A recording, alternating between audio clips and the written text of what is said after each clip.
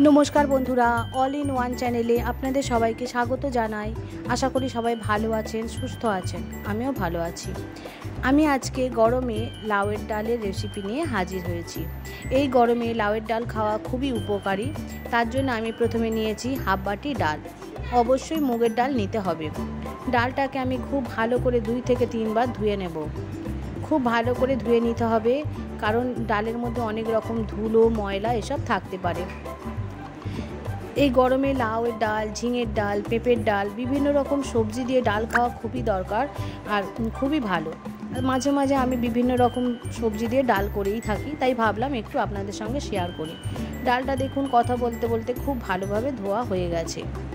লাউগুলোকেও আমি টুকরো টুকরো করে কেটে নিয়েছি। আমি একটু অন্যভাবে লাউ ডালটা করব। অনেকে ডালটা সিদ্ধ করে তার মধ্যে লাউটা তুলে দেয়, তবে আমি লাউটাকে একটু ভেজে নেব। এটা করলে লাউ ডালের টেস্টটা অনেক গুণে বেড়ে যায়। লাউটাকে আমি খুব ভালোভাবে ভেজে নেব। ভেজে নিয়ে আমি এটাকে প্রথমে একটু তুলে নেব। তবে লাউটা ভাজার সময় একেবারেই নুন দেব না, কারণ নুন দিলে লাউ থেকে প্রচুর পরিমাণে জল বের হবে, তাহলে সেটা লাউটা ভালো ভাজা হবে না আর সিদ্ধ বেশি হয়ে যাবে। আমি নুন ছাড়াই ভালো করে ভেজে নেব। দেখুন লাউটা ভালো করে ভাজা হয়ে গেছে, আমি এবার তুলে নিচ্ছি। এবার ওই কড়াইয়ের মধ্যে ডালগুলোকে আমি ভালো করে ভেজে নেব। ডালটাকে একটু ভালো করে ভেজে নেব, যাতে ডালের একটা গন্ধ থাকে সেই গন্ধটা চলে যায়। চলে যাওয়া পর্যন্ত ভালো করে ভেজে নেব। খুব ভালো করে ভেজে নিয়ে আমি এর মধ্যে জল দিয়ে ভালো করে সিদ্ধ করে নেব ডালটাকে।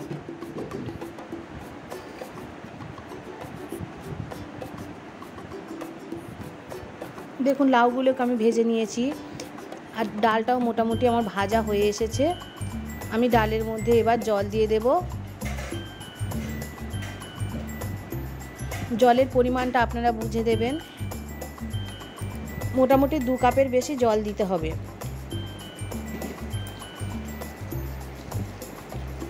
2 কাপের না, প্রায় 4 কাপ অর্থাৎ 500 গ্রামের মতো জল আমি এর মধ্যে দিয়েছি। জলটা দিয়ে ডালটা সিদ্ধ হতে সময় দেব।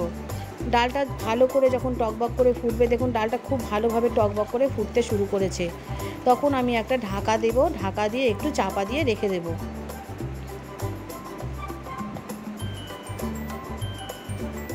প্রায় 20 মিনিট পরে ডালটা দেখব প্রায় 80 ভাগ সিদ্ধ হয়ে গেছে। ঠিক সেই সময় ভেজে রাখা লাউগুলো আমি দিয়ে দেব, কারণ ডালটাও যেরকম অনেকটা সিদ্ধ হয়ে গেছে, লাউটাও ভাজার সময় অনেকটাই সিদ্ধ হয়ে গেছে। দিয়ে দেব। দিয়ে তারপরে আমি এর মধ্যে হলুদ মেশাবো। হলুদ আমি দিয়ে দেবো এর মধ্যে হাফ চা চামচ।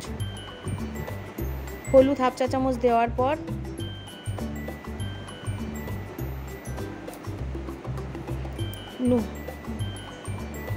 আবারও কিছুটা পরিমাণ জল দেব, দিয়ে টকবক করে ফুটতে দেব।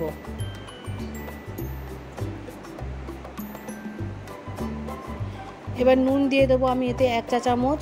আর লাউ ডালে অবশ্য করেই চিনিও দিতে হবে, একটু মিষ্টি না হলে ভালো লাগে না, তাই আমি চিনিও দিয়ে দেবো হাফ চা চামচের মতো।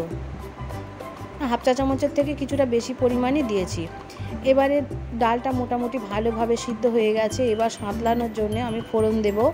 ফোড়ন দেওয়ার জন্য আমি গোটা জিরে ও গোটা লঙ্কা চিড়ে নিয়েছি, আর কিছুটা পরিমাণ আদা, বাটা আদা আমি দিয়েছি, আর জিরের গুঁড়ো দিয়েছি সামান্য পরিমাণ জিরের গুঁড়ো দিয়ে, আর প্রচণ্ড পরিমাণ তেল ছিটাচ্ছিল বলে নুন হলুদ আমি ওর মধ্যে দিয়ে দিয়েছি। নুন হলুদ যেই দিয়ে দিয়েছি, তেল ছিটানো কমে গেছে। এবার এর মধ্যে সিদ্ধ করে রাখা ডালটা আমি দিয়ে সাঁতলে নেব। 2-3 মিনিট ফুটতে দেব। 2-3 মিনিট পরে আমি এটা নামিয়ে নেব।